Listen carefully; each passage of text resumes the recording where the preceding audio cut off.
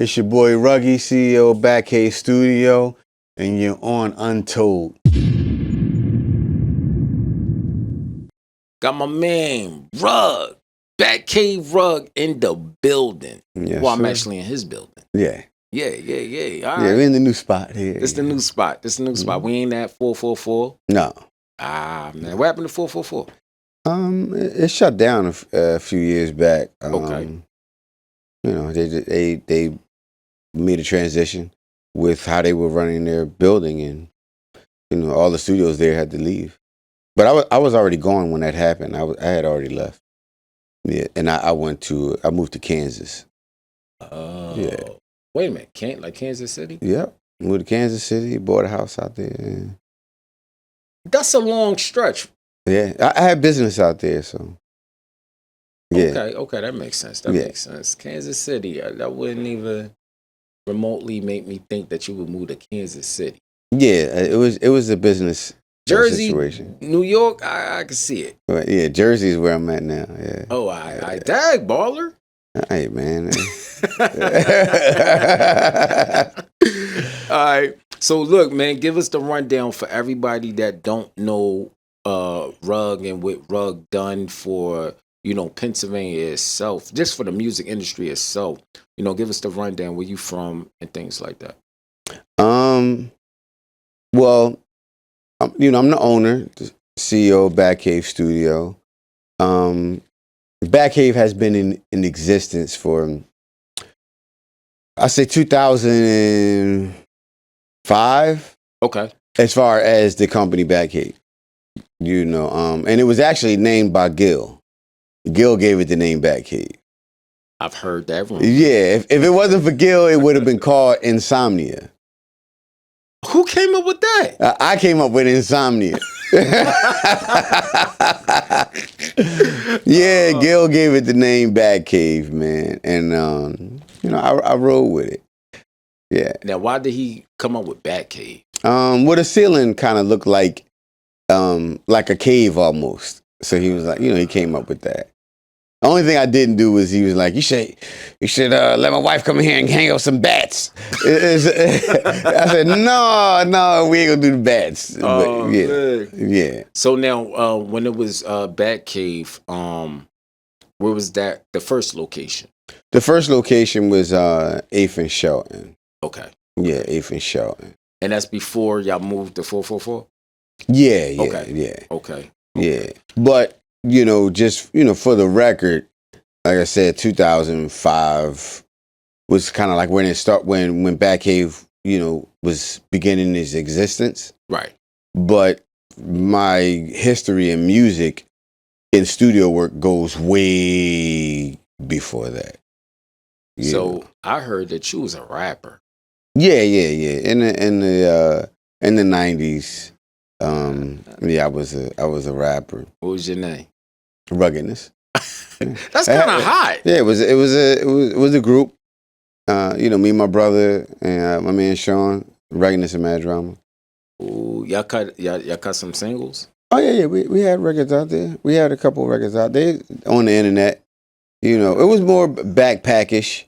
Okay. You know what I mean? It was like during the Buckshot Shorty era. Okay. You know what I mean? It was the Children of the Corn era?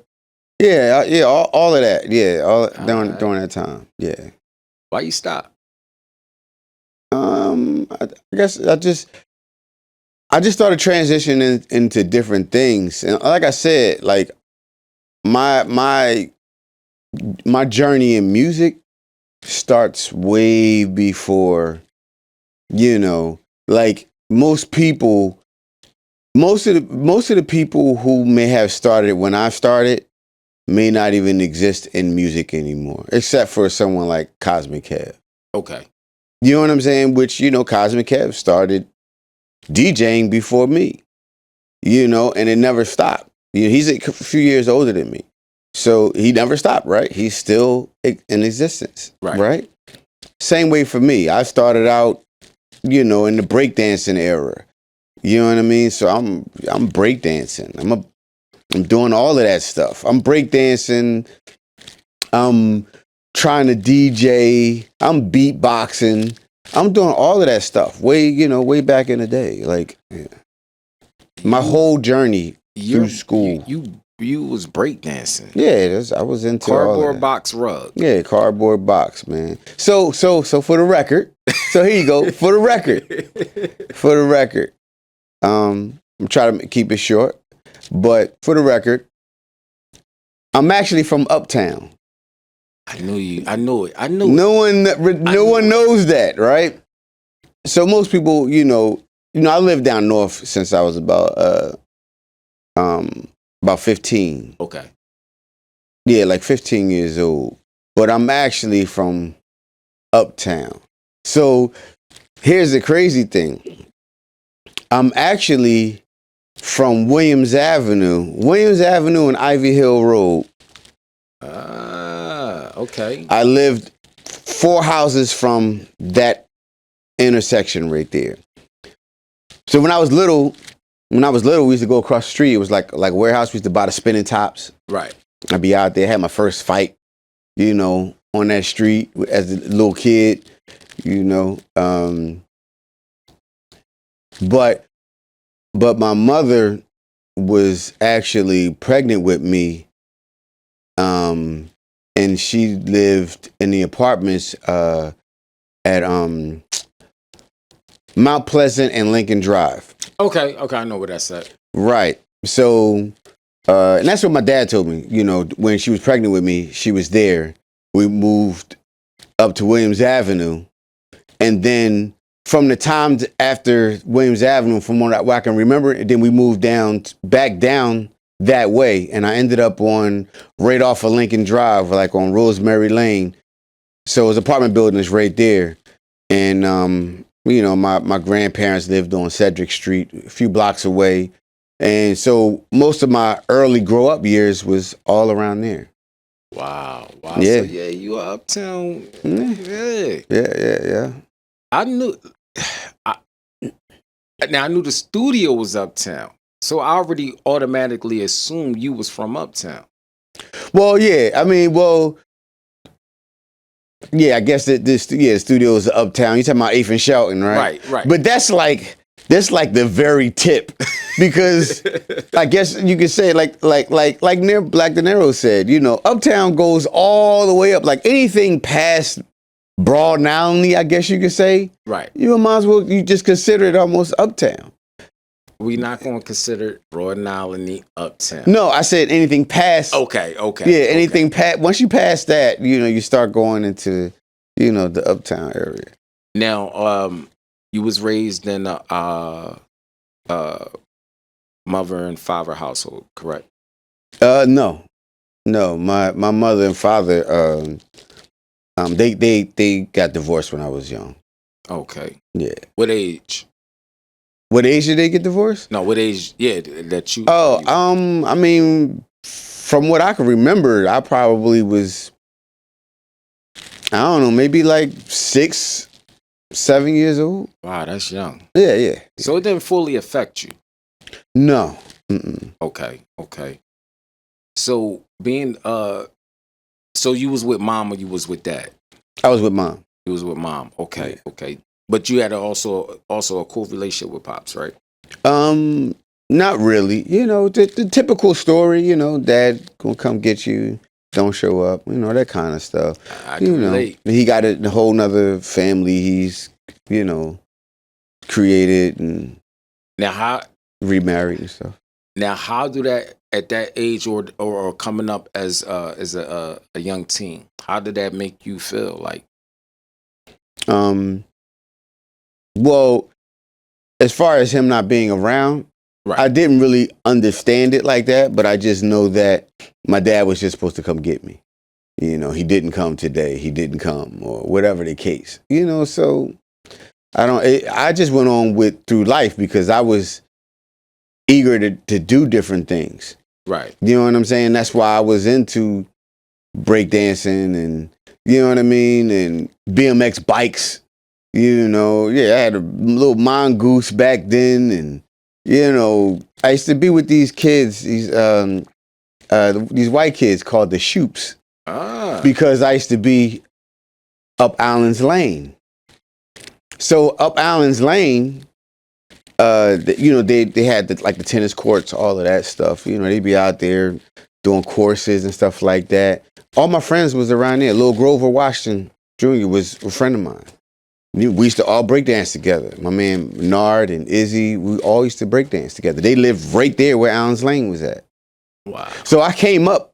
My early life was good because even though I wasn't living like them, and like one of my other friends, Eddie, he had a big house with a swimming pool and stuff. And I'm just living in an apartment, me and my mom. That's where I was at every day. I was around them every day. So I used to go swimming and all that stuff all the time. Like I had a good childhood until I moved to North Philly. Dun, dun, dun. Once I moved to Logan, yeah, things changed. That's when you develop ruggedness. Right. And you gotta, now you're in a space where you gotta stand up for yourself way more often than you ever did when I was in uptown. You know what I mean? So things were entirely different. I got into a lot of other things.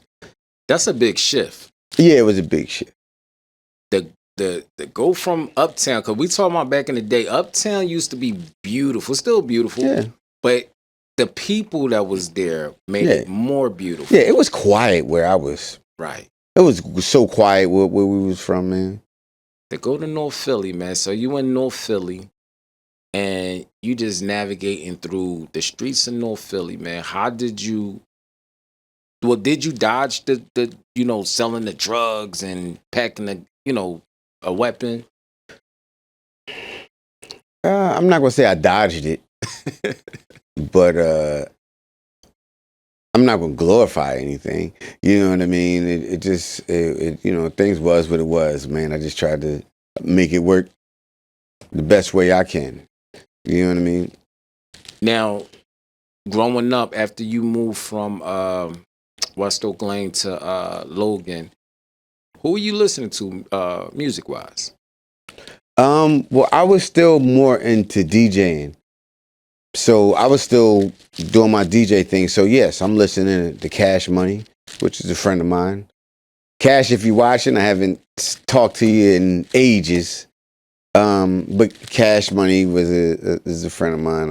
I used to listen to him. All the DJs, Master Vic, Kev. That's what I was into. So I was the DJ guy in Logan. You know what I'm saying? I was a DJ guy, so, and everybody wanted to be around me because I had some turntables. Brought my turntables from uptown. Now, do people know that you used to be a DJ? Yeah. But see, that's the older folks. Right. You know what I'm saying? The youngins wouldn't know,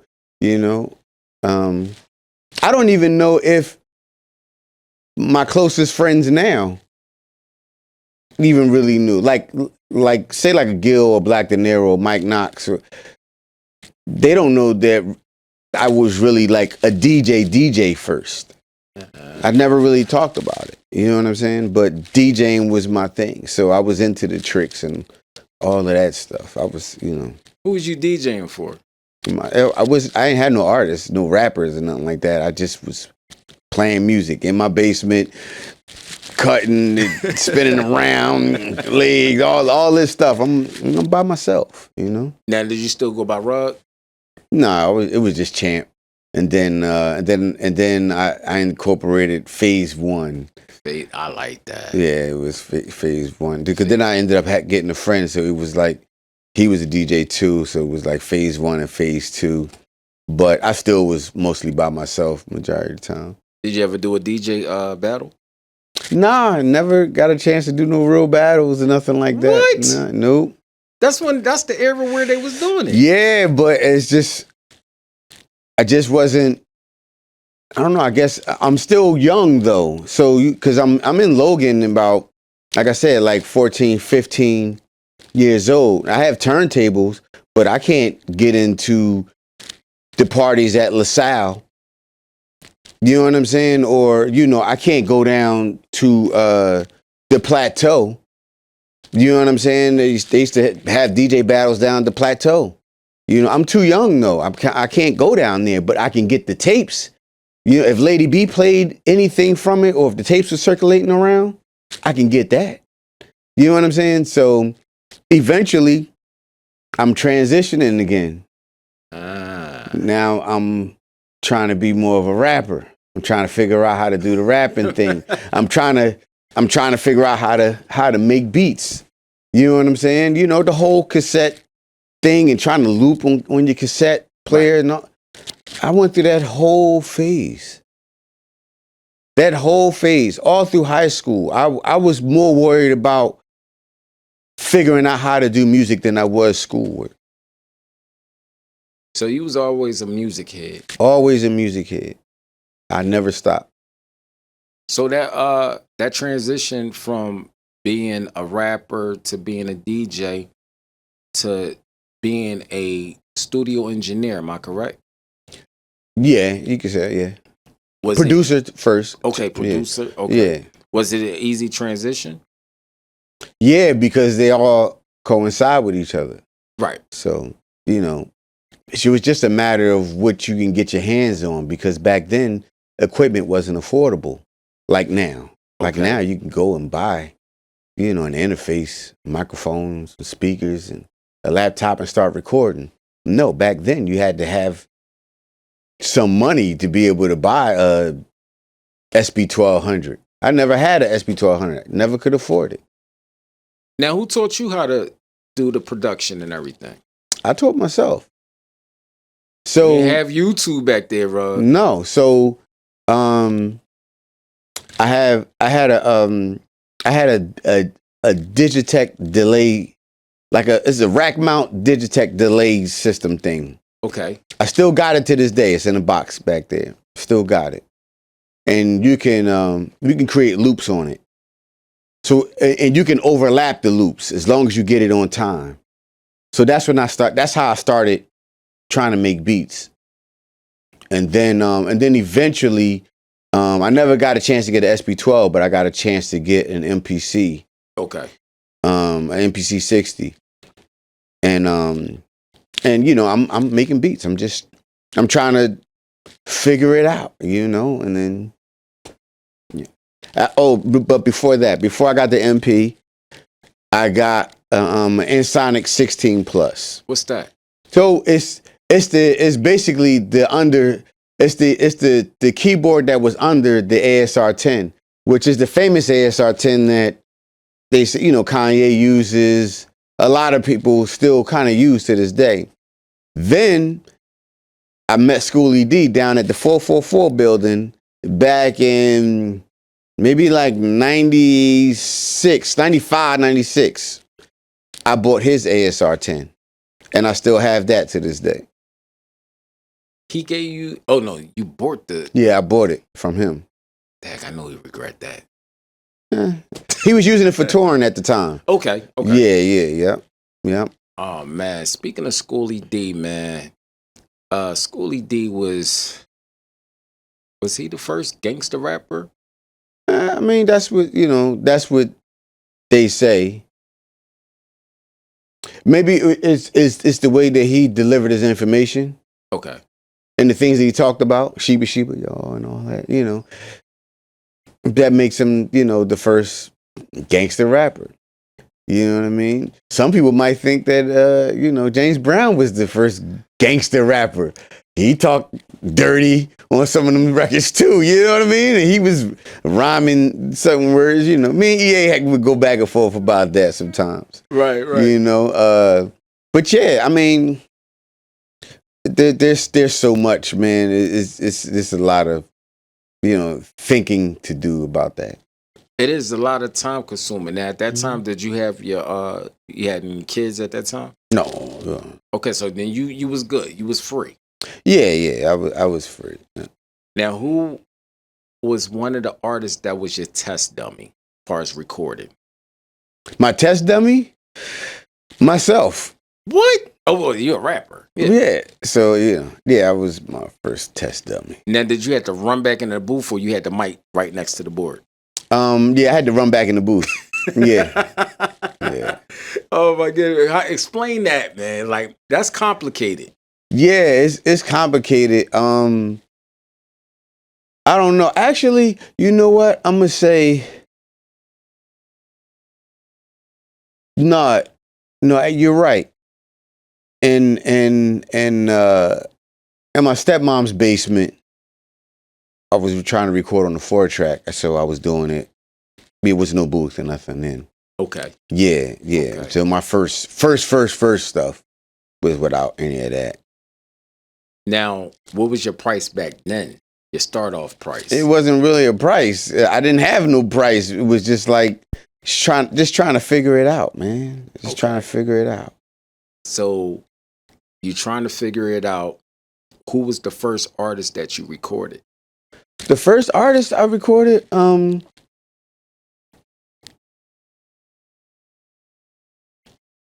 besides myself, then my brother, then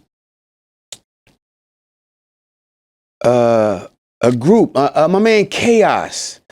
So I'm gonna say Chaos, and I'm not gonna mention his partner just yet, but I'm gonna say Chaos. So if people know Chaos, was a great DJ. Okay. Right?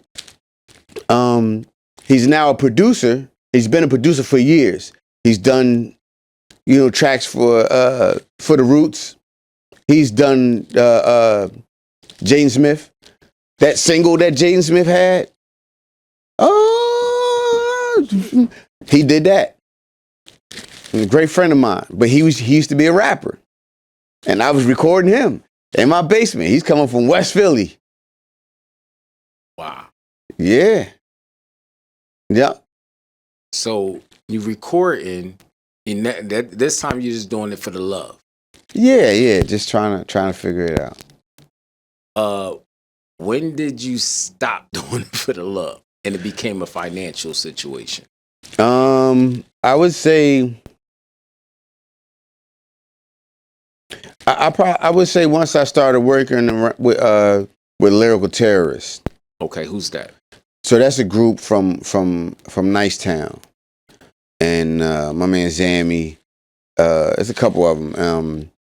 Spado was actually a part of that situation before the Figures. Mm-hmm. Yeah. But yeah, I used to, I started recording them, and that's when I met. Their manager was Tab Edwards.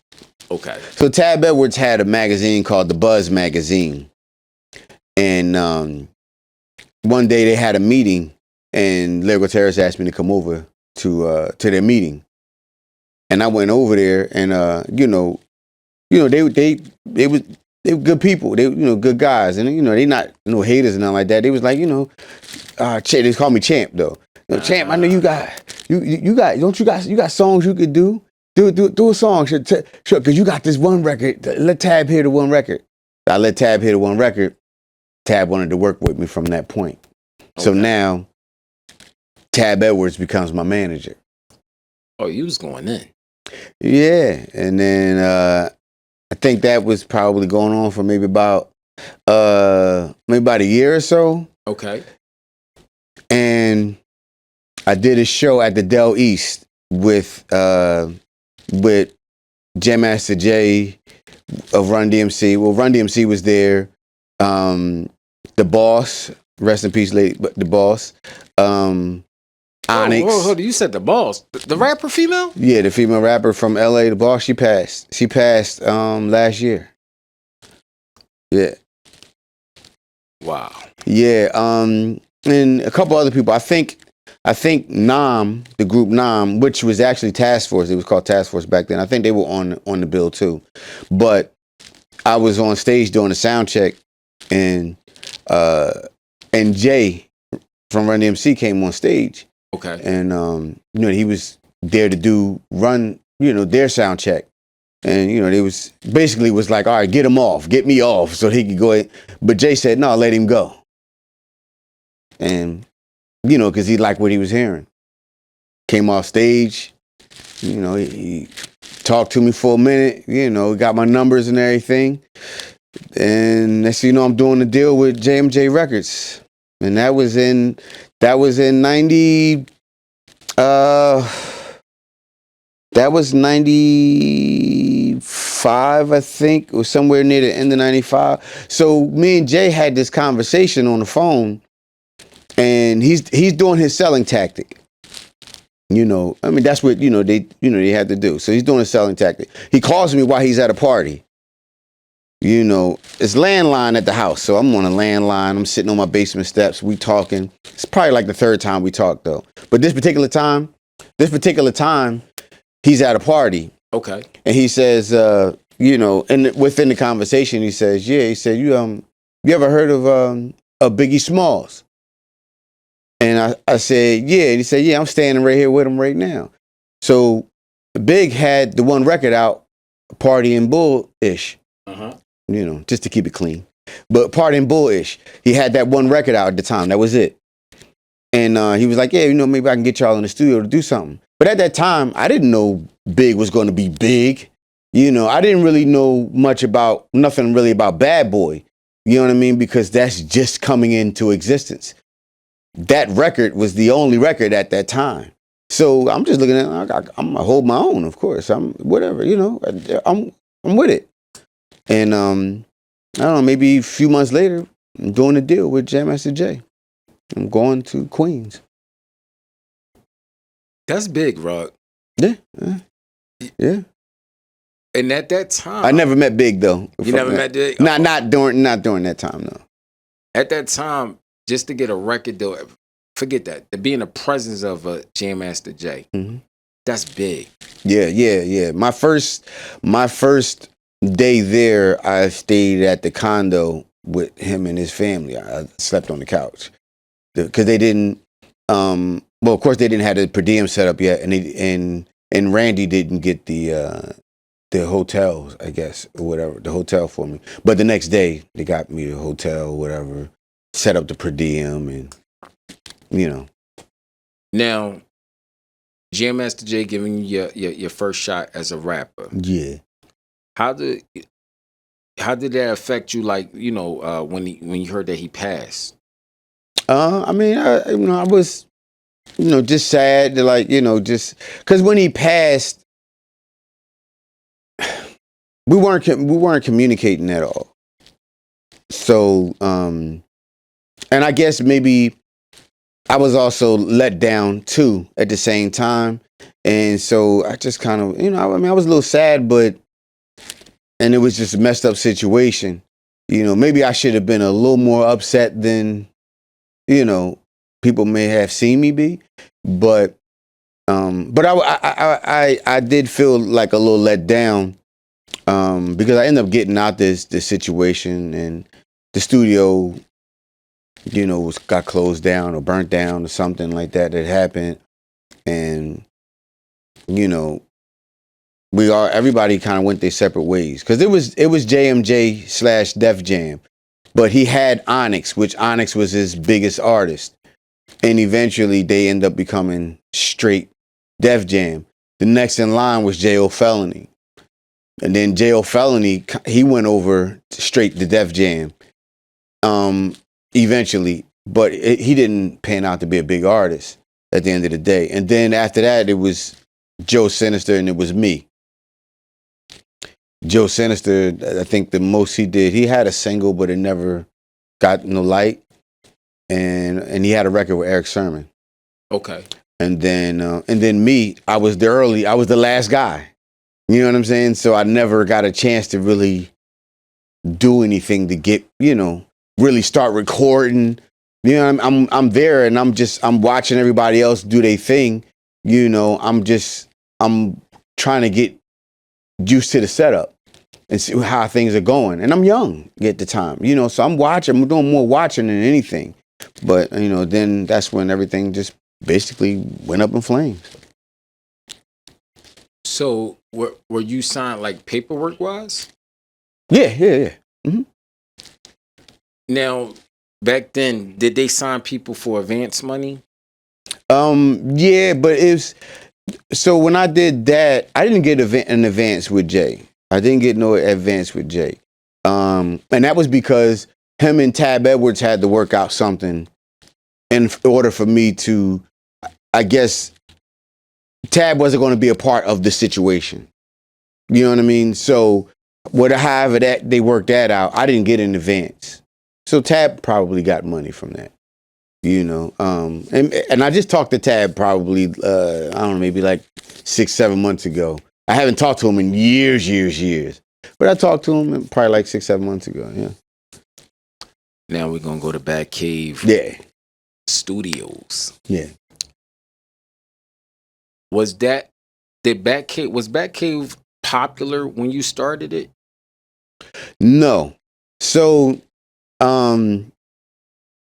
because I actually, from my basement, I went to Platinum Bound. So I went to Platinum Bound, and that was down Second and Susquehanna. You know, things got complicated there, and then we left from down there, and we moved to 8th and Shelton. So actually, Platinum Bound was at 8th and Shelton. We did a few years. We did some work.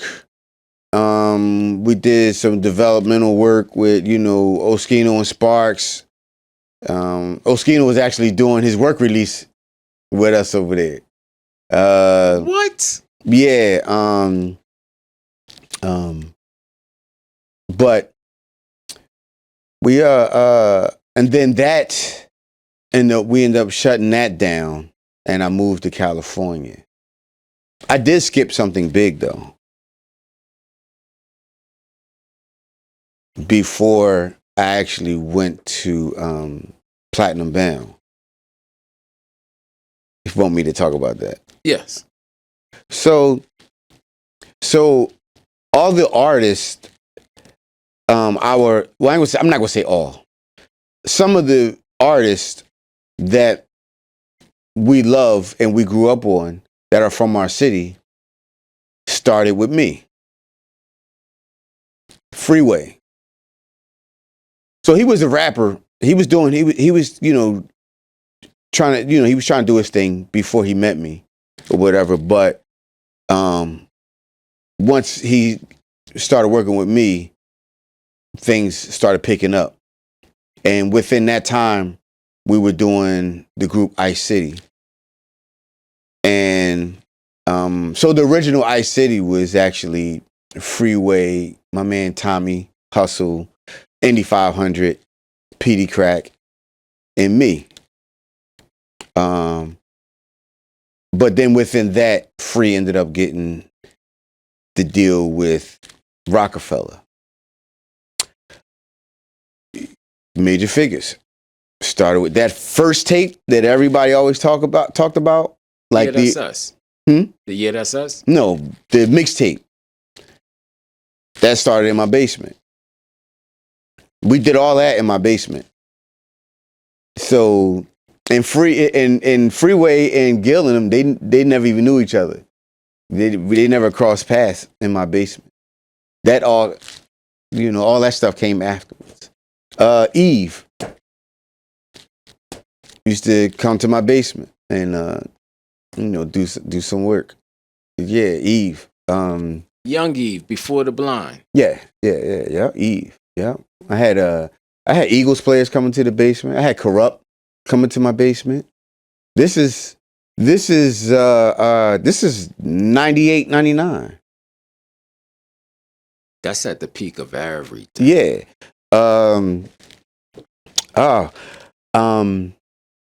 TD, Swiss Beats dad, used to come to my basement. He was working with this girl, or the female girl, named Tara. And this was right around then, that's when he met Cassidy through another person that was working with the girl Tara. And so I did work with Larceny when Cassidy was with Larceny. But then Cassidy ended up getting his deal with Rough Rider. Well, I mean, we're not Rough Riders, with Swizz, Full Surface.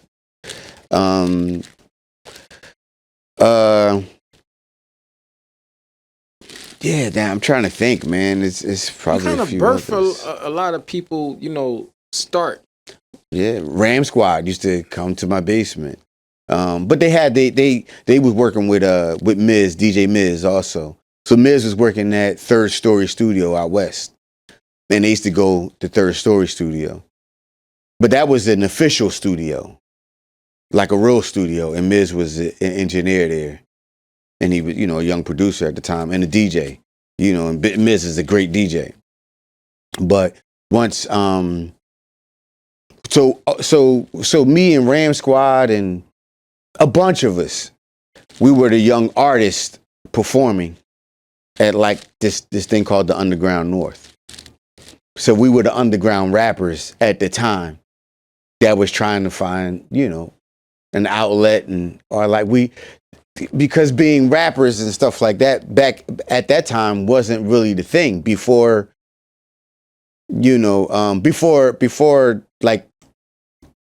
Major Figures and before, Freeway and all of that stuff and Beans, you had the underground stuff, and that's where Ram Squad comes from. Lux comes from. That's where, we all come from early then. It was like this girl Red Bull was I Tower the Ruffian, Fat Cat Click. We were all like the underground artists, back then. So because I built a reputation back then for being able to record myself, because I'm rapping, I'm making the beats, and I'm recording myself, and then I'm performing it, and they're like, "How you doing that?" You know what I mean? So everybody wanted to come to my spot. So everybody started coming there, and then that's when, as some time went on, that's when the freeways and the eves and everybody's coming to my basement. My basement was the legendary basement in Logan, You started everybody, yo. 10th and Duncannon. Wow. Wow. Yeah, That's some heavy hitters. yeah. So you pretty much was part of creating these artist demos. Mm-hmm. Listen, I'm gonna say this. I was so hot during that time, before the figures, like when the Roots got their first deal, Questlove wanted me to perform at their party. From what I understand, from what Tab told me, Questlove said he wanted Ruggedness and Mad Drama to perform at their signing party, and I performed at the signing party. That's dope, bro. Yeah, that was. Do people know this? No, people don't really know it. I don't talk about it. Yeah. You were you was a signed rapper to one of the icons. Yeah. You was in a mix. Yeah. You birthed a lot of people's demos. Yeah. Oh, that's impeccable, Rob. So we at Batcave. Yeah. What was the first artist? Did you record Sandman? Yeah. Was he the first artist one of the first artists that you recorded? No. Sandman didn't come along until like 2002. Okay. Because once Platinum Bound we moved to 8th and Shelton. Me and Don Groove, great friend of mine, were building the studio when the towers fell. So during 9/11, we're in there hammering and nailing away, building a studio when all this is going on. And Sandman came sometime after that. After we, got the studio finished and maybe some months went by. Yeah. Who was the first artist that was in Batcave? In Batcave, well, the first artist, well, the main person that I always worked with was Gil. Okay. And Spado. Originally, then Spado had his situations, and I'm working with Gil. Like, I don't know, maybe 3-4 times a week. We were in the studio doing the appetizers. He had all these different appetizers, just doing all these mixtapes. So Gil probably got like 10 mixtapes out there. I definitely was listening to the appetizers. Yeah, he had a lot of mixtapes out there. And you did all of the mixtapes for Gil? Yeah. Oh, you put that work in. I even rapped on a couple of records. Yeah, on the appetizers. People Which don't really one? know. I can't remember the names, but EA be reminding me. EA will see me and he'll start saying it. I'll be like, oh yeah, I remember that. Yeah, it was appetizer 5. Nigga. Yeah, that's how EA Yeah. But you know. Oh man. So you record with and we at the Batcave that's uptown, correct? Yeah. Well, at first that was platinum bound at first. Right. So, and that was, like I said, that was during 2001 on up to 2000 and I think 4. And that's when we ended up shutting that down and I went to California. So I went out Cali, good friend Eve. I'm on the Eve show. So now I'm doing... When she did the talk show. No, not the talk show. Oh, the actual... The Eve TV show. Yeah, I was the music editor for her show. I actually got on the episode. My episode is on the internet. Like, I actually had a little acting role on the show. That's crazy, bro. Yeah, man. And then I did that. It probably lasted about 1.5 years. So when I got there... Yeah, maybe like 1.5 years. Then she got canceled. So so I got there when she was in her 3rd year, I think. And beginning of the 4th year, they canceled it. And it was funny. And you know what's funny? Wildin' Out was just starting out when I was there, and they were in the same. We was at the Sunset Gower. It's called the Sunset Gower, and that's where, like a lot of shows would be there. Like you would see like George Clooney and people walking around in the parking lots. But that's how long Wildin' Out been on. Wow. Since it started. Like he started it way back then. He was on the same. Yeah, he was on the same the same lot that we were on. That's a long time ago. That's a long time, man. Yeah. So that's what's up. She brought you along, even though she was, because at that time she was kind of at her peak. Yeah, well, I'm not gonna say she brought me along. It was different connections. Okay. Troy Carter, he got me out there. Him and my man Stax, they got me out there. And then once Eve, seen me, it was like, hey, Rug, and we just all had fun, man. Do the show, go eat, Christmas parties, all that. It was fun. She got a book out. You ready? No, I didn't know she had a book out. Yeah, she got a book out. She was on her promo run in Philly. I think this is one of the stops that she did. People came out there, supported her, man. Okay, I heard it's an awesome book. The last time I seen Eve, I was working on Meek's album. In Cali. In Cali. At Will Smith's studio. Will Smith's studio was called the Boom Boom Room. Yeah. Yep. And Eve had she had a new situation she was doing with Universal, I think. And I was kind of on a few day break from Meek. Because he was out of town. But I still was going over to the studio. It was a big studio or whatever. And they told me, they said, the room was being used today. And it was Eve. And I said, Eve? Oh, that's my sister. And I went in and I seen her once again, hey, bro, we had fun. I even did some backgrounds on the record for while we was in there. We just having fun, man. I did a lot, man. You did. Now, they have awards in Philadelphia. You ever been a part of that? Not the newer awards. So the award shows they used to have, it got taken over by someone else randomly.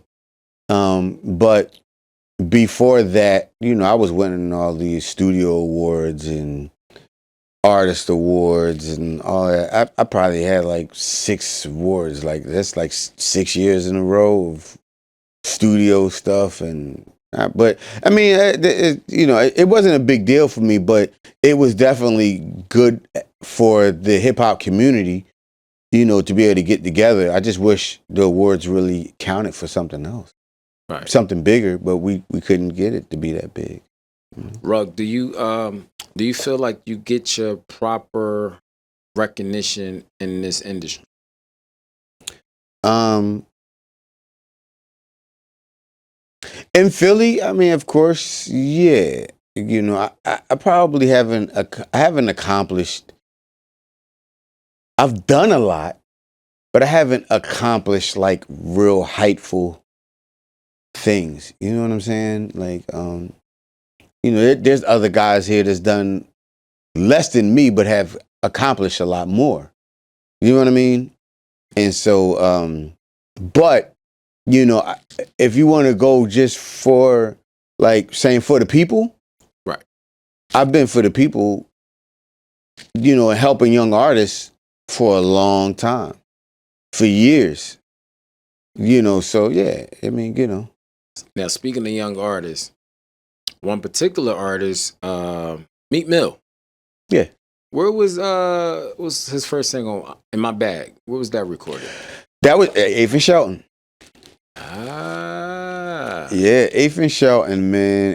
And I originally didn't really like the record like that because the style was new for me. right. You know what I'm saying? So because it was new for me, and it was, excuse me, it was fast.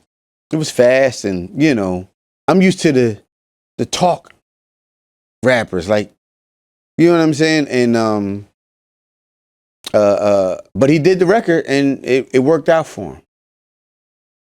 It worked out for him. Now, in the process of being in the studio with Meek Mills recording that record, did you have just a hint of he could take off? No, I didn't. So I didn't see it. I didn't understand it. But it's during the transitioning effect of where music is going. You know what I'm saying? But later on, I started to see it. I started to see it. I didn't know what my position would ultimately, be, within the situation in the long run. I mean, of course, most people would think, I would be the engineer from there on out. But, things happen and things change. And, I mean, we're still cool, you know. Now, how many albums or mixtapes you done for Meek? Um, I did all the Flamers. I think he had one mixtape that I didn't do. I even hosted the Flamers, along with what you call him? Why am I forgetting his name? Man? I'm forgetting his name, and I shouldn't be. But yeah, because I don't know. I had the energy, so I'm actually. If you listen to it, you'll hear me on here. Like I'm actually doing the talking. I'm setting it up. I'm putting it together. I'm creating the intros. I'm how the transition in between songs, skits, anything. Like I'm just doing it. You know what I mean? Batcave Radio was the place to be. Mm-hmm. I actually said this in another interview. I knew a few rappers that had their own home studio, Yeah. but they would come to Batcave Radio and spend their money here. I've never got that. And they had a beautiful studio setup. Mm-hmm. Sound was impeccable. So when I asked one particular artist, he said that you never know who's going to be in Be there. Batcave Radio. Exactly. Yeah. Did you guys develop that, like the spot to be? Well, you mean Batcave Radio or Batcave Studio? I'm sorry, Batcave Studio. No. So just keeping it 1,000. At a point, Gil was red hot. Get down on the ground, the beef with Wayne, all of that kind of stuff. So everybody wanted to do records with Gil. And Gil's loyalty to me, in general, was, no, I do the record. You got to come down here, though. You got to come to my spot where I record at. So everybody came to where I was at, where he was at. And when they came there, they like, okay, yeah, and the engineer know what he doing? You know what I'm saying? And so, that helped. That helped a lot. And eventually, it was just like, I'm going to Batcave. Because I also put my money back into, my equipment. I was always trying to stay above or get the next innovative thing, do the next innovative thing. I had my little Echo mute trick that everybody wanted me to do. And yeah, man, and everybody just flooded to be there. It was just like, Batcave Studio probably should have been more than what it was. I agree. Yeah. I just think that, from a business perspective, we just didn't have things in pocket. Why's that? I mean, it's multiple reasons.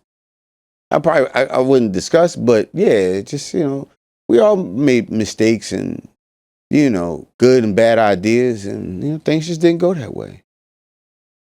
You shifted to a college radio station. Yeah, so P-Funk. Shout out P-Funk. I just seen him at Gil's boxing event. He had a situation to be able to start, the radio show. Down there where actually Kev started as a DJ and radio host down at Drexel. So, at least from what I remember, yeah, Kev was on there. He was DJing on there one time, years ago. And he got the opportunity to start, possibly do a radio show. And,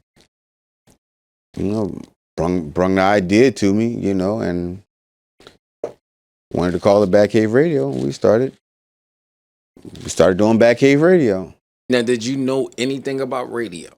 Nah, I didn't know nothing about radio. Neither one of us did. But, it's just like, you're getting older. You're just trying to figure it out. You're trying to figure out what's the next move. You know what I mean? And it just went that way. Now, who was the original Batcave Radio members? Oh, well, it was me and Funk. Okay. But before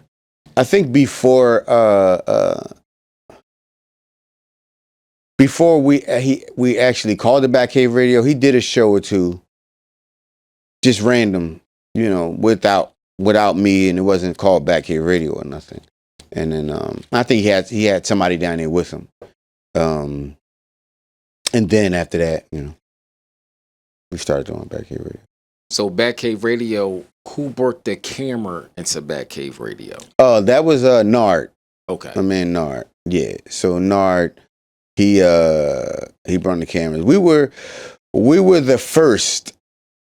I'm gonna say in my book, and maybe someone else could say different for their city or whatever. I don't know, but I think, and I'm pretty sure I'm right, we were the first to do radio with video and have it uploaded to YouTube so people could see the actual, instead of just having, like if you listen to Power 99 You know, they didn't allow that. So yeah, if you listen to, you know, the Come Up Show or whatever, you know, you could hear them up there freestyling, but you couldn't see them. Right, right. So we offered the idea of being able to hear the freestyle and see it. You know, so we were the first. What was the first artist that you had in Batcave Radio? I don't remember. I don't remember. I really don't remember. And we had artists every week. We had artists coming up there every week. We had Math Hoffa up there. He came up there in freestyle. Yeah. No interview? Yeah. Oh, okay. Yeah, we did an interview and everything with Math Hoffa. You know, I'm just saying Math because he has a Podcast. Podcast that's doing real well, and that's probably somebody people know. So at that point, you guys, because I know from just bench watching that you guys had the city on lock. You was on fire. Yeah, it was on fire. One of the epic freestyles that came from there was, and this is at the college part, was the Meek Mill. Yeah. Fresh out of jail that same night. Am I correct? Yes, yeah. What was the airwaves? How many people tuned into that? I don't know. I don't think we could see that. Okay. So the difference was with us was that it was able to reach the jails. And we came on 3 times a week versus, you know, 1 time a week. We came on 3 times a week. So we reached the jails, and it was just like so unscripted, and it was fun. And the catalyst is that I'm not getting off the Meek subject, but the catalyst is that we were able to record you today, or I can record you today, like right now, and play you tonight because I wanted to. You know what I mean? And that was the difference. So when Meek came up there, you always champion for the guy that's you know being kicked down, you know, and Meek is talented, you know, and he went up there and he burnt it down. He burnt it down, man, and then you get to see it on video. You get to see it on video, you know. So if I don't know, but if Ross seen him on video, not just hear him, but seen him on video before he actually met him, he knew what the kid looked like. He knew what he could possibly do with him. You know, that was something that we were able to offer. You know, You had quite a few artists that was up there. Some of them didn't take off. Yeah. Some of them didn't take off, but it still comes with a lot of hard work. You know, I mean, for some people, it takes a little more work than others. You know, or it could be timing. You know, remember, Meek wasn't even projected to be the guy. It was supposed to be Hattie, Joey Jihad. You know what I mean? Was supposed to be the guy that's gonna get the deal and blow up. You know, a lot of people thought Hattie was better than Meek. You know what I'm saying? But the work Meek put in, it was a different animal, and he was a workaholic. What happened to Batcave Radio? Well, we transitioned to 107.9, right? And then we did that for a little while. They made changes there, and we ended up back at Drexel. And then during that time, Meek got us, you know, a situation, and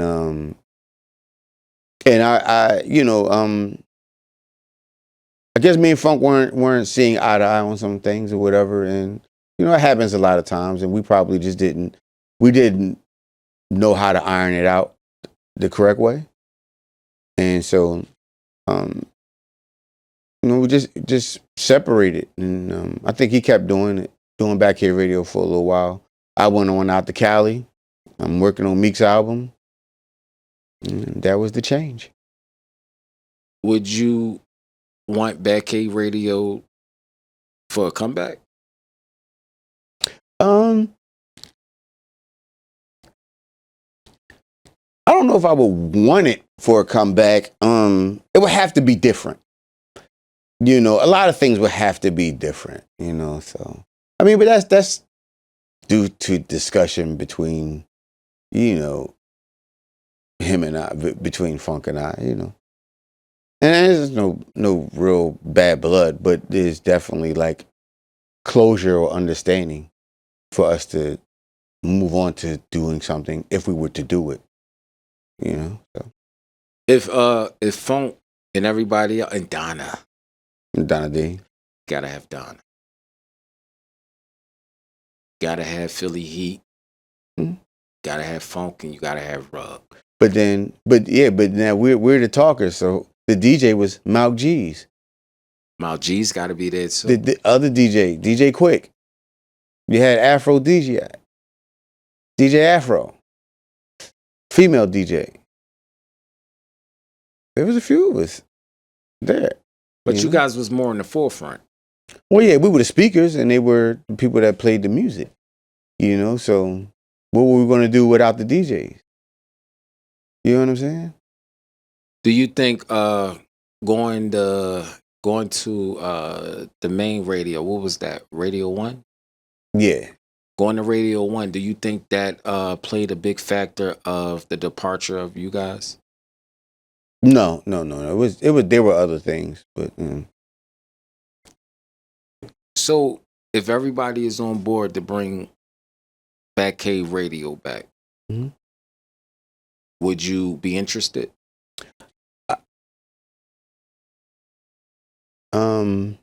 It just depends on how we did it. How would we do it? Because we can't go back to Drexel. So we have to present it in an entirely different way. You know what I mean? And so how do we capitalize off of that? And none of us is in a space to be doing it for our health. You know what I mean? We needed to, especially if we were the first to do video and audio at the same time. We have to step in it, and it automatically jumps to a high level. It can't be, we're doing it and it's like 3 years later, there's no sponsorships, there's no, you know what I mean? There's nothing going on. It's like, all right, we wanted to elevate fast. Right. Like it has to be a fast elevation. But, maybe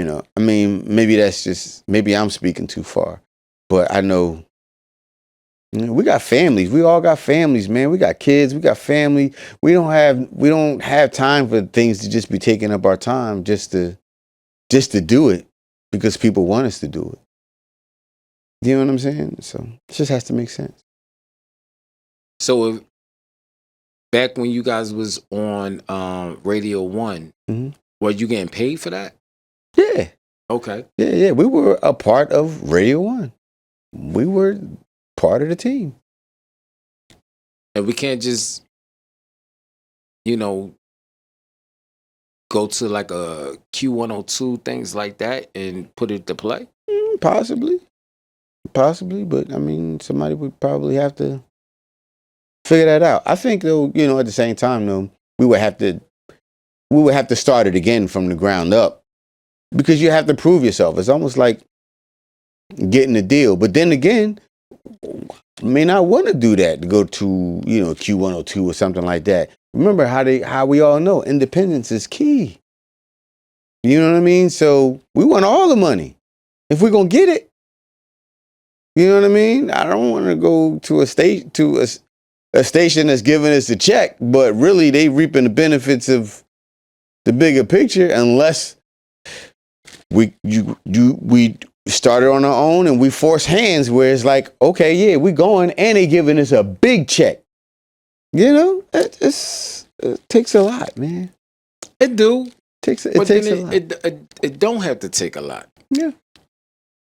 You know, I believe if everybody come on one accord and then, you know, you situate whatever your differences is Mhm. and you focused on the big picture, Yeah. I believe that it could blossom. Yeah, possibly. I want it back, bro. Yeah. You want it back. Nard want it back. You know, I don't know if Funk wants it back or not. I don't know. You know, Funk want it back. He has his own podcast he's doing. The unscripted. He's doing unscripted. That's man. cool. That's cool. Yeah, I mean, it's nothing. You know, there's nothing wrong with it, man. It's getting cold in here too. I know, man. I know. But moving forward, who are some of the artists that you're working with now?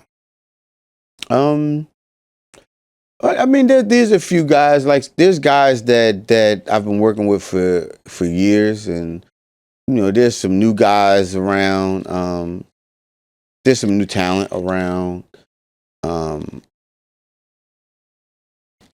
So nobody's in a position where they're like taking off position or anything like that. You know, a lot of people are just working on projects, and we all know that you don't have to be the most popular guy to make money in this industry. You know, you do a few things right, and you're making money like the popular guy. You know, and you don't even have to be seen. So there's guys that I'm working with that's doing pretty well for themselves. You know what I mean? I mean, they put it this way, they can pay for their work based off of what they're, you know, doing musically. Now, did you ever run into a situation where you see an artist, they flash a lot of money on camera, but they can't afford studio time? Yeah, I've seen that plenty of times. You know, take out 10,000 right now, but that's all you got. That's everything that you got right now. That's not in your bank account. You know what I mean? So, you know, they can't open a bank account because they already burnt bridges with the bank and they actually owe the bank money. Stuff like that, you know. But yeah, it's just, there's a lot of guys like that, man. But, you know, it don't bother me at all. Do these artists that you work with in the past, do you feel like they owe you a little bit more than what's given? No, nobody owes me nothing because I make my own decisions, right? Good or bad, right? Made some bad decisions, made some good decisions. You know, ultimately, I'm successful in my own right, you know, to what I deem success is. So I'm not worrying about what anyone, no one has to worry about me feeling like they owe me something. Oh. Yeah, I'm sorry. No one has to worry about me thinking that they owe me anything. No. But I have, but put it this way. My family are the people that I work with. And a lot of, well, I ain't gonna say a lot, a few guys I know I can call on if I ever needed to. You know what I'm saying? If I ever needed to, I could call on a few people. Because I'm not the guy that I'm not running nowhere. I've always been the same guy. Always been the same person. People know this is what I do. It would never stop. So you can count on Rug. I heard fights broke out in here, man. I've heard stories. So, I mean, I'm not going to talk about any particular situation. Okay. But there's been a few situations. And for me, I'm just one that's just more like, well, no, handle it right here. Let's do it here. Do it. Handle it right here. You ain't got to go out in the street. You ain't got to wait until next week. Now you want to pop up with a pistol? No, put your hands up. You know what I'm saying? Handle it right here. And that happened. I've always been open to that. I let somebody go in the booth. No, I let them go in the booth. Booth small too. Yeah, good. Get it in. I mean, I would rather that than it get worse out there somewhere. You know? You gotta think about it. When Batcave first started, that was a hub. It was a home. It was a music home. It was also like, well, I'm gonna say it was like the second home for everybody that had wanted to get out the house but wanted to go to another house, which was my studio, and it kept them out of trouble. You know what I'm saying? I would rather them be in the studio with me than be on a corner somewhere randomly getting shot or something. You know what I mean? And they knew that. A lot of them knew that too. You know what I mean? So, you know. You witnessed a lot of you witnessed a lot of pimp smacks. No, I'm not gonna say a lot, but I've witnessed, you know, a hard pimp smack that basically the person quit after that. But you know, I mean that was a situation, and you know, you don't wish that to happen to nobody. Like, you know, I mean, it could have went a different way. You know what I mean? You don't. What if that man decided to, or guy decided to retaliate in a different way? It could have went bad. It just didn't go that way. You know, but yeah, man. I mean, things happen.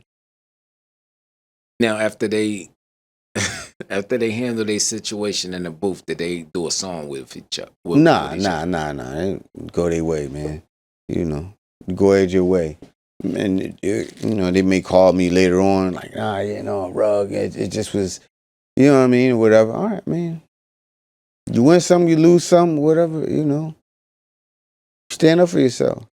That's one thing I learned moving to North Philly. You stand up for yourself. You know what I'm saying? Yeah.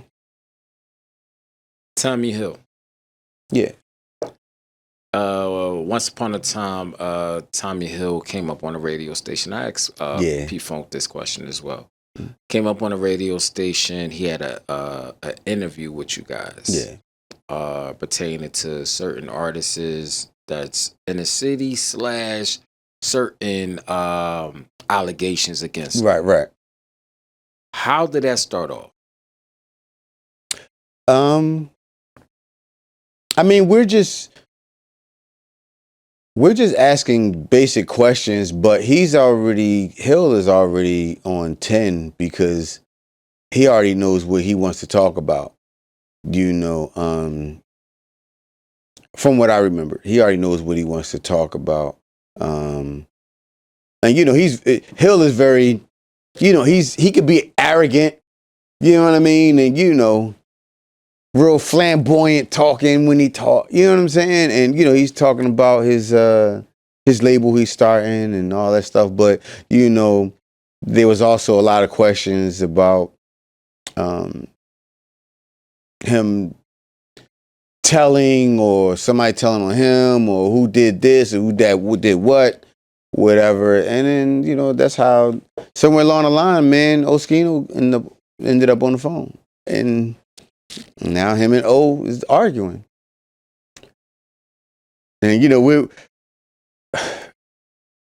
I didn't want to instigate it at all. You know, I mean, it was just, but it was happening, and it was like, you know, we couldn't necessarily stop it. You know,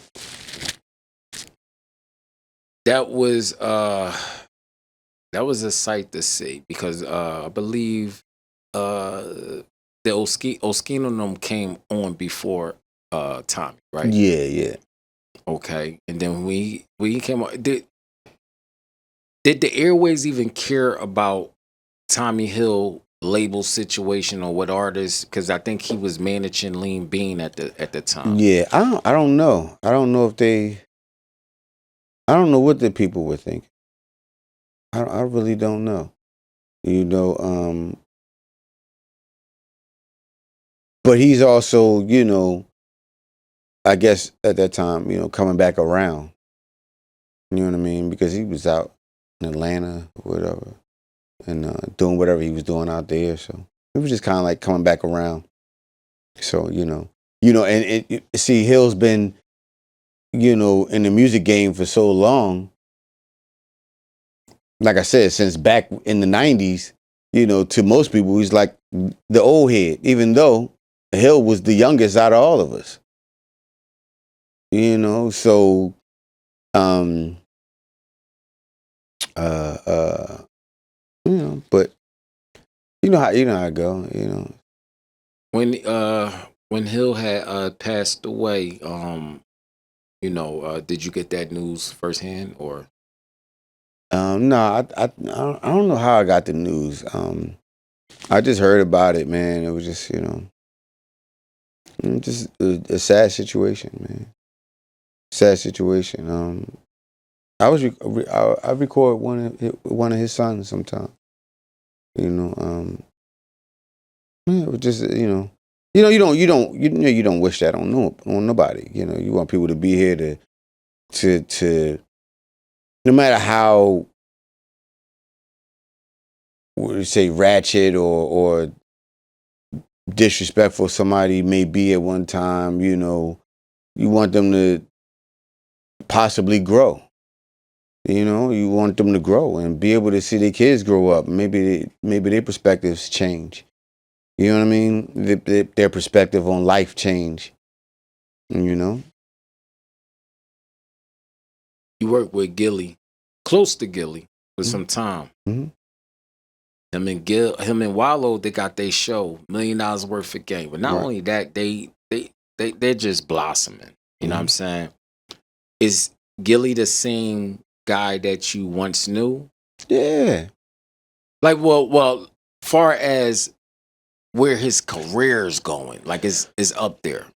No, well, so Gil, I know Gil always knew that he was supposed to be bigger than what the world was offering him. He knew that. He always knew that. He even carried himself in the way that he knew that. You know what I'm saying? So, and for the record, Wallow used to be in my basement. So before Wallow took a vacation, he was coming to the basement also. Cause Wallow rap, right? Yeah. So but yeah, man, Gil, Gil's always he's the same person. Period. Like he's always been the funny guy.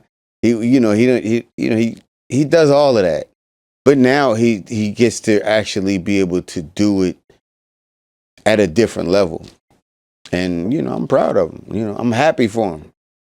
Him and the whole family, man. It's like that's what you want. All of that is stuff that stems from what we came from and what we bred ourselves to try to be. We everyone that was coming to Batcave Studio was trying to figure out or wondering where we're going to be in the next 15 10 15 20 years. You know what I mean? So all of us even being around each other together, we weren't in there fighting each other.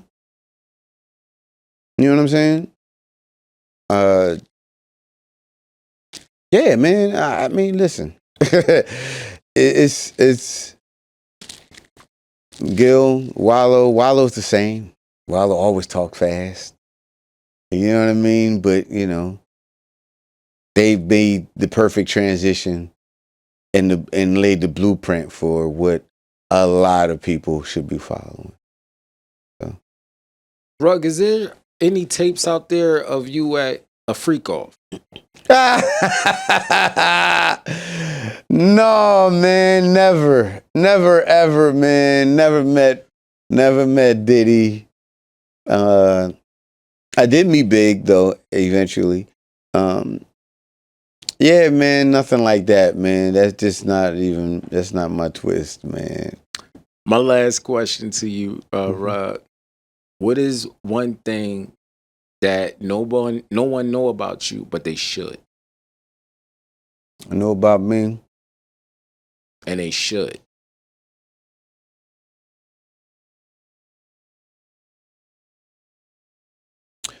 Um,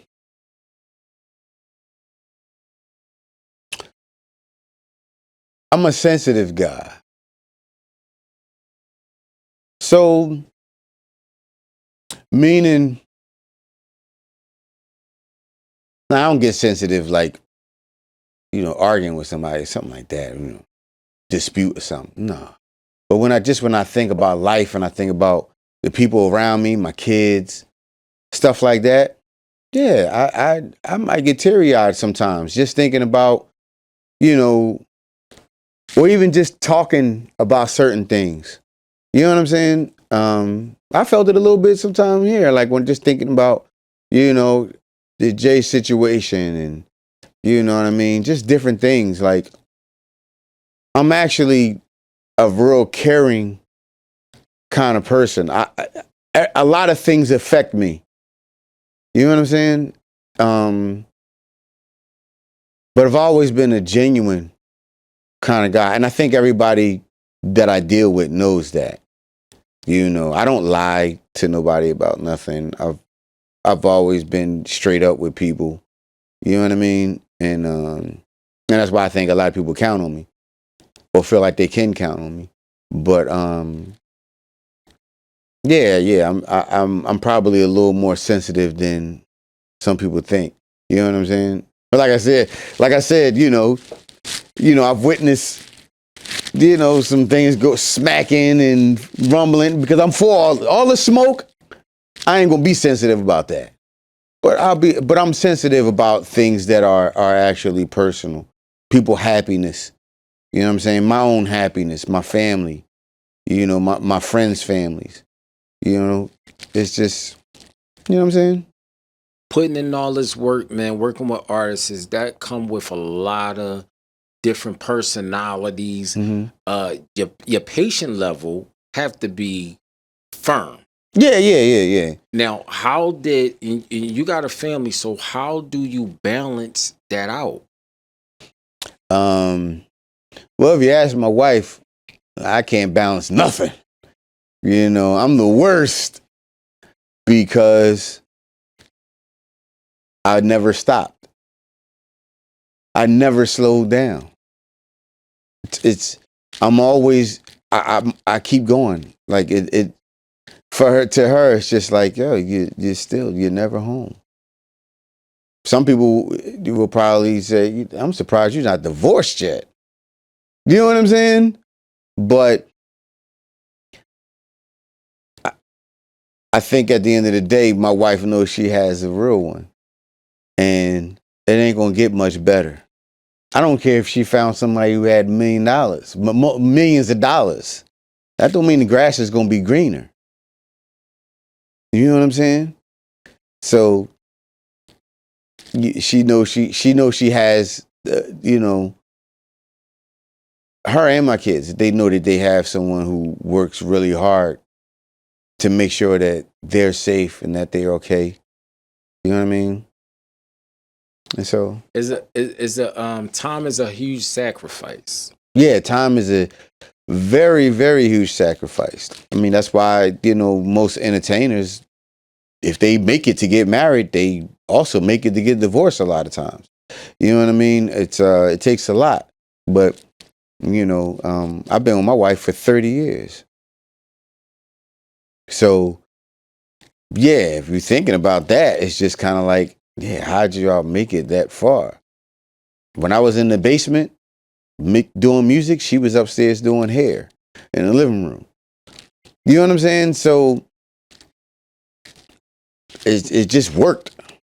We made it work, man. She went with me to California. She's following my dream. We in Cali. We feeling like we living a life. We in Kansas. We trying to be as as comfortable as we can. You know what I mean? But at the end of the day, man, love outweighs everything. So and respect, and it's like it's so many variables to a relationship, man. There's no one real answer on how to manage it and make it last. I think it depends on the person, the two people who are involved with each other also. You know what I'm saying? It's you would never know. You never know. You might think you have the perfect woman. Everything was perfect when y'all were going, traveling, going out, to the bar a little bit, going out to eat, having fun. And as soon as you have a kid, the whole dynamics of the relationship change. Not just because you have a baby, she didn't even know that she had this issue where she wants you to wash him or her a certain way, the kid. You know what I'm saying? Or do certain things that, and you're like, yo, like, what's going on? Those are things that's creating issues in your relationship. Now, everything you thought was perfect, it ain't perfect no more. Just because of pet peeves. You know what I'm saying?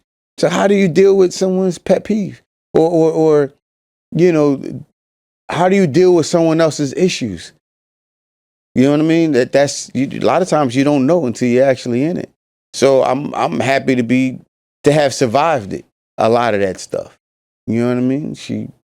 My wife, my family dealt with my issues, and I've dealt with theirs. You know what I'm saying? And we're still here. You was ever given an ultimatum? Somewhat of an ultimatum, but not really though. Not really. I think if anything, my ultimatum was you better get out there and get it, and by any means do what you got to do. So. Rug, it was a pleasure, man. Yeah. It was a pleasure. Like, this was dope, man. Oh man, you got a lot of information out of me, man. I did. Oh, hold on, I got one more question. Yeah. Any regrets? Any regrets?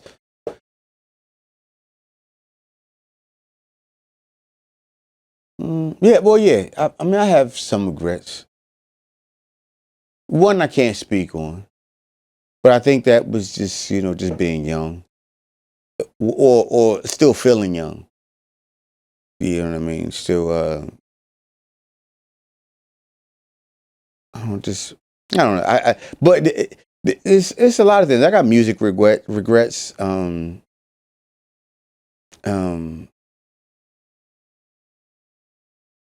Things that I might have should have done different.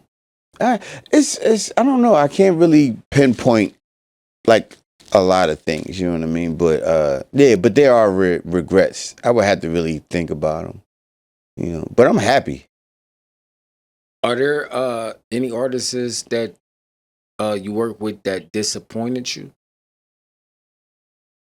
No, not necessarily. No. Because you invested a lot of time. Right, but if I'm gonna be disappointed in an artist, I probably need to be disappointed in myself too. You know what I'm saying? Because I couldn't put all the blame on the artist. I had to blame myself also. Well then maybe I should have did more. Maybe I should have stepped up. You know what I mean? So it's a two-way street with that.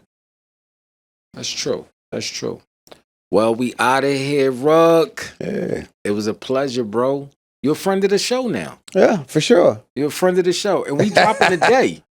Are you dropping today? We dropping today. Oh man, you going back to do the edits right now. You gonna give them a piece there, and a piece there. But hey, man, make it happen, man. Make it happen. Let's make Gotta it keep the viewers watching, man. Now, question before I end this. Would you come back on the show? Yeah, for sure. All right, because you don't do interviews. Nah, and like I said, people don't ask me to do interviews, and I mean, I have done some in the past, but people really don't ask me to do interviews. You know what I mean? So, I mean, but that's fine. I'm cool. I'm trying to work on this documentary, man. I'm trying to get this documentary started, man. Wait, what? So all the things that I talked about, I want to be able to people to get visualize it. So I do want to get, some interviews. Yeah, for sure. Yeah, that's what I do. Yeah, That's what I do, man. I want to do all of that, man. I'm trying to get it together, man. I want people to see the journey, especially the youngins, because a lot of the youngins think, well, I ain't gonna say they think, because they probably hear different, but they probably look at it like, if I've been doing it since that, probably might have been doing it since 2000. That's 25 years ago, right? Still a lot of years. Yeah, but I've actually been doing it since the 80s. So it's just like, bro, this goes way back before, Nas and Biggie. For real. You know what I'm saying? It goes way back before those days. So I would like people to actually see some of the things that I was actually talking about. You wearing a sweater cap. What does that say? Right. It says right. So that was Gil's moniker. He used to always say right all the time. I say it all the time now. Okay. But he used to always say it all the time, and we had hats made.